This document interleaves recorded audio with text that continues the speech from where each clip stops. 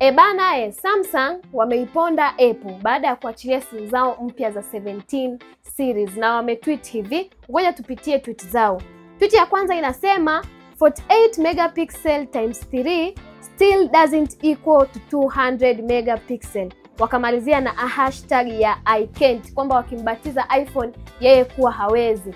Na hii tweet inamaanisha nini? Inamaanisha kwamba simu mpya hizi za iPhone 17 Pro Max kamera moja ina ukubwa wa megapixel 48. Sasa hata ukizidisha mara 3 bado haijafikia megapixel ya simu ya Samsung ambayo ina 200 megapixel. Hawakuishia hapo, wakaendelea na tweet ya pili inayosema, wakaanza na hashtag ya I can't believe this is still relevant, wakimaanisha ya kwamba japokuwa iPhone wameachilia series zao mpya lakini hawana tofauti yoyote na matoleo ya nyuma.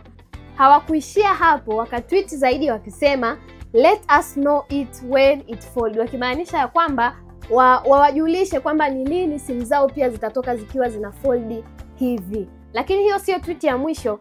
Tweet nyingine ilikuwa inasema ya kwamba Apple just announced live translation at ZZ Note.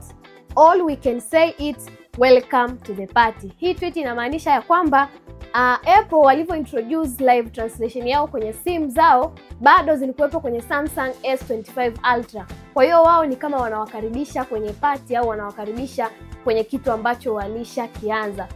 Je, wewe mteule, nini maoni yako kuhusiana na hili? Je, ni kweli Apple bado haonyeshi mabadiliko yoyote au Samsung anasema ukweli kupitia hili?